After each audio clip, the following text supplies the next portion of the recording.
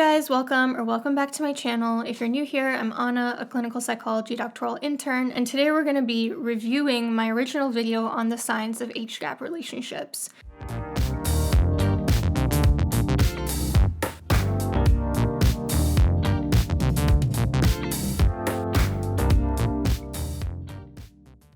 The reason I'm doing this, if you saw my original video, is that I realized I made a mistake in interpreting one of the studies. Madison Brown, another YouTuber who I love to follow, you should check her out. She actually pointed out in one of her videos that I made an error in interpreting a Nigerian study. So I really wanted to correct that information, and I initially thought I was just going to sort of put a blurb where I correct that particular study and then just replay the original video that I had. But I hate watching old videos of myself. I feel like I could do a better job explaining myself now than I could almost a year ago. So I just decided to completely restructure and redo the whole video. And I do have some new studies incorporated in this, so if you saw the original video, there is something new for you to see in this one as well. I also just want to say there were a lot of really valuable comments on that video, a lot of people sort of sharing their own experiences with age gap relationships. And I feel really bad that those kind of disappeared when I took down the video, so if you still want to share those stories, feel free to do so in the comments. I want to start with the most important thing, which is correcting the original mistake I made. In my original video, I mentioned a study from Nigeria, which I interpreted as saying that larger age differences between spouses were associated with higher rates of IPV. Madison Brown points out that actually the study was saying kind of the opposite. It was kind of saying that there isn't a relationship between IPV and spousal age difference, and that actually an age difference could even be a protective factor. The reason I made this mistake is partly because the study in multiple places flat out says that men who perpetrated IPV tended to be older than their wives. There were a few places where the study sort of flat out contradicted itself. I don't know if it was the result of just translation into English or if there's just something I'm not understanding, so as always it's down in the description box if you want to read it for yourself. But for instance, there was this part where they say the expectation is that IPV should reduce where the spousal age difference is wider, because in such instances the man is expected to be more mature than his wife and thus should be able to tolerate some inadequacies of his wife in terms of behavioral attitudes. However, it seems that this expectation is not correct as reviewed in the theoretical framework in the background section of this paper. So here, I kind of interpreted this to say people tend to assume that an older husband will be a protective factor from IPV because the man's more mature and more lenient with his wife, but this is contradicted by our study. And so I guess in my head, the way that makes sense is that if you're saying it's not a protective factor, that it would be the opposite, a risk factor. Also, there was a part where they were talking about how being married for 0 to 4 years is protective from IPV. And here I actually do understand why I misunderstood. I thought they were talking about 0 to 4 years age gap, when really they were talking about 0 to 4 years that they spent already married. Also, sexual IPV was highest for those in a 5 to 9 age gap range, followed by those within a 10 to 14 age gap range. But what I failed to consider originally was that it was a U-shaped curve. So there was not a linear association between age gap and sexual IPV, and also other forms of IPV actually declined as age gap increased. So just wanted to sort of provide some background about why that study was confusing, but either way, I messed up, I apologize. The article states very clearly in other places that they actually found there wasn't a connection between IPV and age gap, and I do sincerely apologize for spreading false information about this because I know everyone makes mistakes, but when you make a mistake on such a public scale, when you're supposed to be, educating people on this stuff, like that has really big consequences. So please know that I will take steps to make sure this doesn't happen again, namely double checking my notes. I've started taking paper notes instead of computer notes because just sort of scrolling in between screens to look at the study and then my notes is kind of confusing. And also I think I'm just going to take longer to make my videos, make them more of like deep dives rather than really trying to get 2 videos out every week. With that being said, I did want to look at every single study that I could find on the relationship between age gap and IPV to sort of get to the bottom of the question, is it true that age gap relationships are more exploitative? To preface this, I want to say there's definitely a real shortage of research on this topic. For some reason, people in the US don't really see it as an important topic to investigate, and so it's relegated to sort of third world countries to look at this research. The studies that are done in the US typically focus on adolescents. Nevertheless, let's talk about all the studies that I could find. Overall, much of the research appears to be contradictory and suggests the following. Yes, in some places, some cultures, and along with other factors as well, IPV risk does seem to be correlated with wider age gap. However, like I said, it's not always the case, and there are a lot of other factors involved as well. In research, it's actually not that unusual for studies to sort of contradict each other, because every study takes a different approach, has a different sample, is from different cultures. So usually what it means when there's contradictory information in the literature is that just we need to do more research. And you're going to see this quite a lot all throughout the video. I really wish someone would do a meta-analysis on this so that we could draw more conclusive takeaways on this topic. So starting with a study by Kennedy and colleagues from 2018, so pretty recent, their goal was to identify the risk factors of sexual IPV in college women using a retroactive study, basically asking them about their previous experiences up until that point. Age difference and physical IPV/coercive control were found to be positively covaried with sexual IPV. In other words, when age difference and physical IPV/coercive control increased in a relationship, sexual IPV also increased. Low SES was also found to be a significant variable here as well. This is pretty consistent with what past research has established, that adolescent girls in a relationship with older male partners have increased risk of IPV and SA, and that older partners are more likely than younger ones to coerce women into sexual encounters and to engage in other forms of abuse. The study concludes that age difference as well as low SES and young age and physical IPV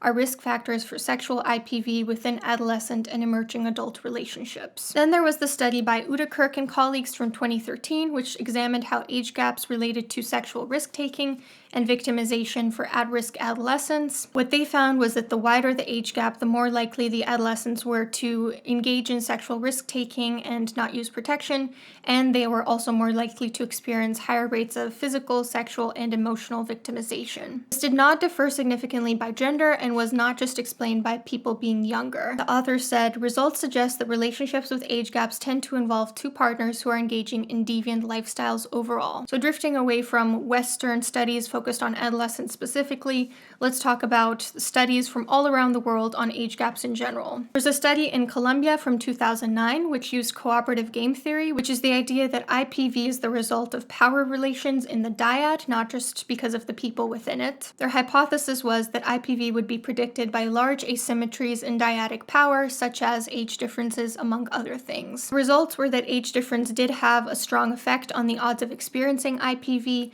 education, urban residence, woman's age at the time of her first sexual contact, and her number of sexual partners had strong effects on rates of IPV. In summary, men who maintain a substantial power asymmetry over their intimate partners are in a better bargaining position. Then there was a study from Bangladesh from 2005 which showed that women being younger than their husband in a rural area was found to increase their risk of IPV. This was not found to be the case in residential or urban areas, which is interesting. And there were also other variables that were found to impact a woman's IPV rate, such as her earning an income, which was very interesting in terms of like the sense of emasculation or a woman sort of trying to drift out of her husband's power. The most important predictor of IPV was actually a man having a father who abused his mother, which is actually quite consistent with the research we have on IPV from the US. Moving on to a study from 2008 from Kenya, they used something called the gender power imbalance model, which basically believes that power imbalances are created in straight relationships because women have less power than men. Researchers examined whether IPV is more or less prevalent based on power imbalances, including things like age, education, and occupation. The findings were that age gaps were found to be one of the factors that increased risk of IPV, but only for physical IPV as opposed to sexual or emotional. Married women whose husbands were 7 to 10 years older were more likely to be physically abused than those with lower or even higher age differences. So they stated that this seems to be more related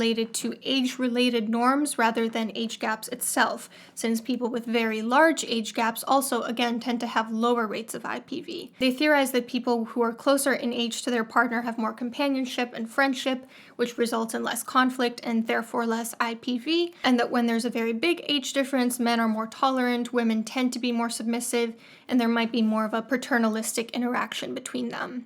That 7 to 10 years difference range is where people are close enough to sort of question why there isn't inequality in their relationships, but not old enough for them to develop sort of protected protector dynamics with each other. And there were a lot of other power imbalances as well that were found to impact IPV in the study, such as occupation differences, ethnicity, alcohol use, duration of marriage, number of kids, and household wealth. Interestingly, educational differences, place of residence, and religion were not found to impact risk of IPV. So to answer the question, do age gaps in relationships correlate to higher rates of IPV? The answer is we don't quite know yet. It seems to depend a lot on variables such as country, educational level, attitudes, etc. IPV is a very multifaceted, very complex phenomenon that is rarely ever just boiled down to one thing. I think this really speaks to the need for intersectionality, which is the idea that power is based on a constellation of different identities and factors. It's not just about one thing, such as age difference. There are also other factors that impact power imbalances in a dyad, such as race, religion, sexual orientation, social status, gender identity, individual assertiveness, financial status, and so on. All these different studies also have me wondering, is it a matter of the age gap itself being problematic in some cases, or is it something about older male partners that they're from a generation where IPV is more normalized, or is it something about younger female partners that makes them more vulnerable to experiencing these rates of abuse? Either way, what we do know is that without a doubt, very young women and actually very young people in general, so like under the age of 25, are very vulnerable to abuse by older partners. And so when we talk about age gap relationships, I think it's really important for us to specify, are we talking about someone who's 20-30 or are we talking about someone who's 30-40? Because those are two very different things. The brain doesn't even fully develop by age 25. These findings very much parallel the findings of my own dissertation, which focused on college women and hookup culture, and I was never really expecting to hear anything about age gaps, but what I did find was that about half of women reported their initial experiences with men involved slightly older men, like when they were adolescents and the men were in their 20s, and that these were very exploitative, the most traumatizing, the most abusive, the least consensual, and that was essentially their first exposure to hookup culture. So again, I think we need to be very mindful of people who continuously target those who are under the age of 25, especially those who have other aspects that make them more powerful than those individuals too, such as gender, financial resources, social status, and so forth. Now, putting aside IPV, what else does research have to say about age gap relationships? Some studies suggest that men tend to prefer younger female partners, about 3 years younger, and that women tend to prefer male partners who are about 3 years older. The common traditional explanation for this is the evolutionary psychology idea that it's because women want someone who has financial resources to help them build a family, and men want a woman who signals her fertility in order to create that family. Like my grandma, who was married to my grandpa, who was 8 years older than her for 63 years, and they were very, very happily married. They were the cutest couple. She always used to tell me that she would hope I end up with an older man because they're more mature, more established, more able to care for me. So I do think that the sort of traditional outlook on this tends to reflect evolutionary psychology theories. However, a massive and very recent meta-analysis of over tens of thousands of individuals that I'm going to discuss in a later video actually more closely debunks this notion and actually found that both men and women prefer someone who's financially secure and someone who is attractive, that there aren't really important gender differences based on this. So what are some alternative explanations for why some men might prefer younger partners? I think the most glaring obvious one is that society very much sends men and women alike the message that women should not be allowed to age, that we should be thinking about baby Botox and retinol and anti-aging right out of the womb, because older women are symbolically annihilated by being made invisible or being depicted as repulsive when they are depicted, while men are viewed as silver foxes or aging like fine wine. It's actually what the research refers to as the aging double standard in the literature and is supported by studies. We live in a very deeply misogynistic society that very much protects male supremacy over women, and age differences are just one way that men who are drawn to that sort of approach capitalize on power imbalances with women. Younger partners are typically more vulnerable to manipulation, have less life experience, like I said, don't even have their brain fully developed in some cases. So of course people of any gender who are predatory are going to prefer partners who are younger and therefore more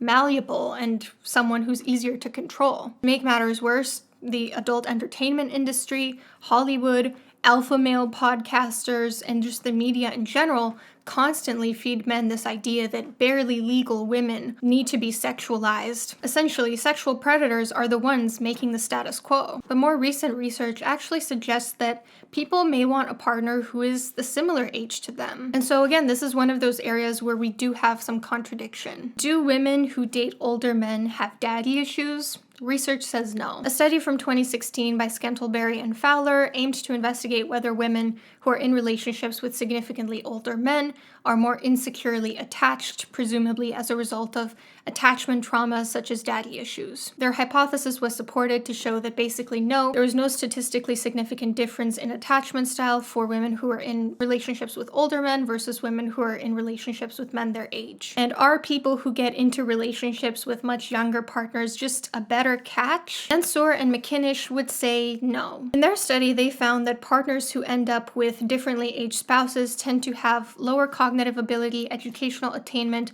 occupational success, and attractiveness level. It might sound like this is saying that people who get into age gap relationships do so because they're actually less of a catch, but the authors actually specify that that's not their theory. Their theory is that higher schooling and upward occupational mobility results in more access to people their own age, which results in people who are more educated and who do better occupationally ending up with people who are their peers. It doesn't quite explain the attractiveness level part, for which the authors don't really seem to have an explanation. So we have some research that suggests men tend to want a younger wife, women tend to want an older husband, and we also have some research suggesting that all genders prefer someone who is around their age. But once people are in age gap relationships, regardless of their reasons for doing so, are they more or less satisfied than their peers who are with people their own age? Once again, here we have more contradictory findings.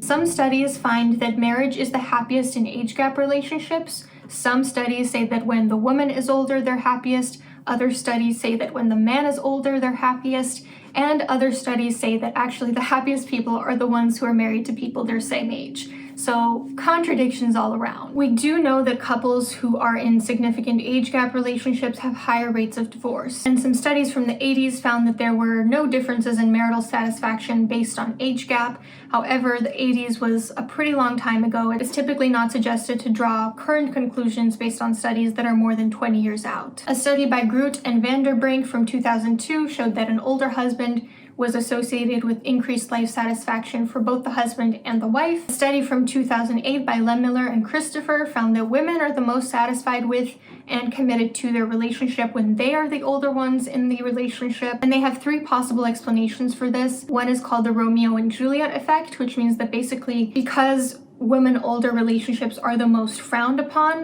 when people notice that the people around them disapprove of their relationship, they tend to dig their heels in even more and to become even more intimate and connected with their partner. Explanation number two is that it's sort of a selection bias. Because it's so frowned upon for women to be the older ones in the relationship, the people that do end up in those types of relationships do so because it's a really solid relationship. It's a very high quality one. And the third explanation that they provide is that women older relationships increase equality because there is sort of that flattening of power imbalances caused by gender differences. Some other findings from their study was that women younger partners did not significantly differ in their satisfaction from women who are in relationships with partners their own age, and that relationship satisfaction predicted commitment more for women in same age relationships than for women in age gap relationships. And their findings support their sociocultural hypothesis over the evolutionary hypothesis. But it gets even more interesting because a study from Australia showed that initially both men and women tend to be more satisfied with a younger partner. While men married to younger wives start out more satisfied, their marital satisfaction declines relative to men married to similarly aged wives over the duration of the marriage. Greater marital satisfaction enjoyed by men with younger wives dissipated by the 8th year of marriage.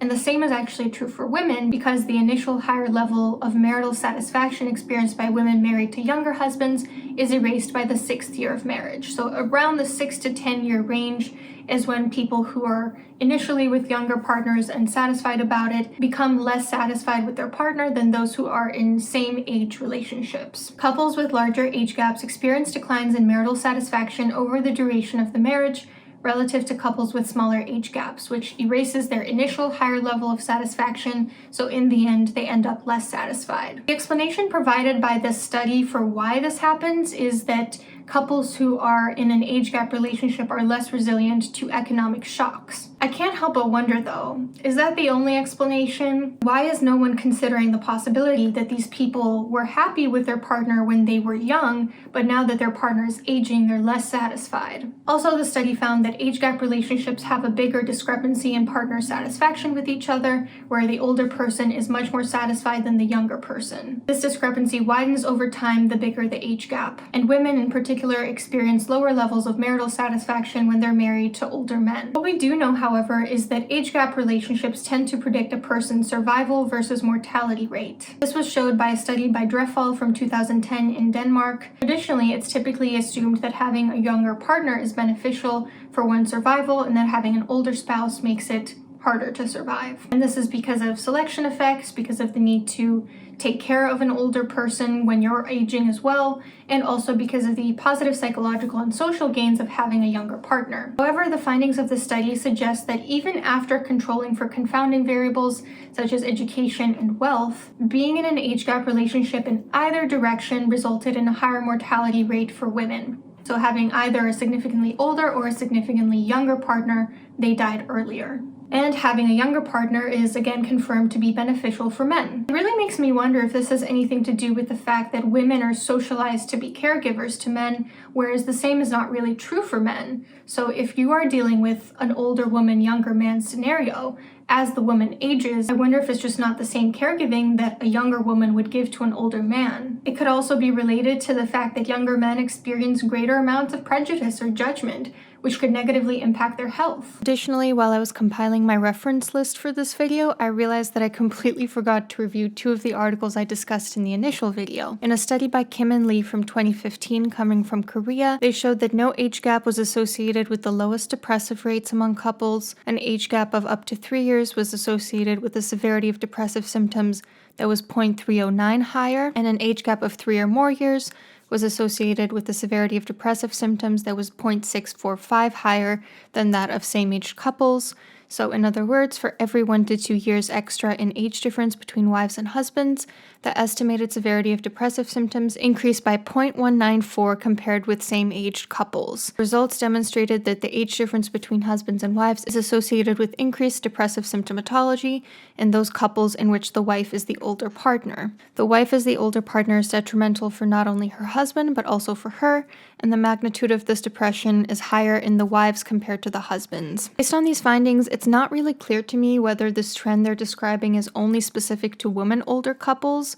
They do mention this very explicitly in the results, but the abstract says more broadly that age gaps in general were associated with higher rates of depression, and also they were not attributed to conflating sociocultural variables. And then a study from 2010 by Pike and Adams examined whether age disparities contribute to power imbalances in spouses. The questions they wanted to examine were, are marriages between much older husbands and much younger wives male-domineering as commonly presumed? If such marriages are male-dominated, does the husband's older age seem to contribute weight? What significance and meaning do individuals in husband-older marriages give to their age differences? How might these understandings affect their marital dynamics? What role did the age difference play in their initial attraction to one another? The data that they analyzed was collected 20 years before this was published, so the findings do not reflect current experiences. And also based on the study's methodology, it was not meant to make generalizations about husband-older marriages. The 8 wives in question ranged in age from 25 to 50 years old, and their husbands were from 35 to 64. Husbands were 10 to 17 years older than their wives. The findings were that overall there was a lot of variation in the cases studied.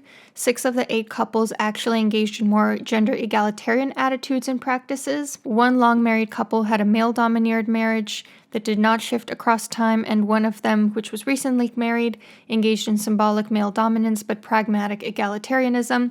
So in other words, 6 of them were egalitarian, 2 of them were not, where the male was dominant. The general conclusions that they draw from this study is that husband's older age does not automatically translate into male dominance and rigid gender arrangements. When combined with additional forms of heterogamy, such as racial status, social class, occupational prestige, and education, age differences are more likely to be associated with male dominance. In other words, when we consider other facets of power as well, the more you pile up on top of each other to create a larger power imbalance, the more it is associated with male dominance. That men can experience a shift towards more marital sharing and androgyny upon remarriage to a younger woman, and the gender arrangements in husband-older marriages can undergo major shifts across the life course. They also state the importance of the age difference in shaping male dominance may be greater when an older male marries a very young woman who has little experience with independent living, but those dynamics can change when the younger wife matures and acquires experience. And also, it does not appear that people are simply a product of the era into which they were born, but can change radically in their lives. Older husbands might not be generally more traditional than their younger spouses. So let's talk about conclusions. First of all, do age gap relationships seem to be exploitative as evidenced by higher rates of IPV? When very young people are concerned, we're talking like under 25, the answer is unequivocally yes for both men and women, although it's been more documented for women in the past. What about in general? Not just related to very young people, but what about age gaps in general? The Nigerian study again showed that IPV and age gap were not correlated and that higher age gap might have actually been a protective factor. The Colombian study showed that yes, age difference increases risk of IPV for women. Similarly, the Bangladesh study confirmed the same thing. For rural areas, women in higher age gap relationships had higher rates of IPV. And in the Kenya study, yes, increased risk of physical IPV for women in larger age gap differences. Do people prefer partners who are their age or not? We have some evidence that men prefer younger women, some evidence that women prefer younger men, some evidence that women prefer older men, and some evidence, which is newer, that people tend to prefer people their own age. The evolutionary psychology explanation for why some older men end up with younger women has been debunked. It's also not explained by daddy issues, and it's also not explained by being a better catch. And lastly, do people in age gap relationships tend to fare better or worse than people who are married to those their own age? Like I said, women in age gap relationships in either direction have faster mortality rates than those who are in relationships with someone their own age. Men who are in relationships with younger women tend to live longer. Age gaps increase divorce rate, and there's contradictory evidence regarding relationship satisfaction and age gap. Older research suggests that both spouses are happier when the man is older. Newer research suggests that the woman is happiest in the wife-older relationships. And newer research also suggests that both men and women are more satisfied with a younger partner initially, but over time this tends to decline in the sense that same-age relationships tend to outrun them over time in terms of satisfaction, possibly related to lower resilience in the face of shocks for age gap relationships. And like I mentioned, the 2 studies I forgot to include in this video originally, the study by Kim and Lee showed that at least in Korea, higher age gaps are associated with higher rates of depression among couple members, and a study that qualitatively looked at power dynamics in couples where a husband was older found that it's not always the case that males are more dominant in those relationships, that actually the majority of them were not, but a few of them were, and that this power imbalance tends to result in more male dominance when you add on other factors such as other identities that change power dynamics, and when the woman is very young and hasn't yet acquired life experience. Okay, that's all I have for you today. Again, I apologize for my error in interpreting the Nigerian study. I hope that this was interesting. I hope that it was novel to you. Even if you did watch the original video, I hope you got something new out of it. If you are still watching this, thank you so much. I really do appreciate it. Have a great week.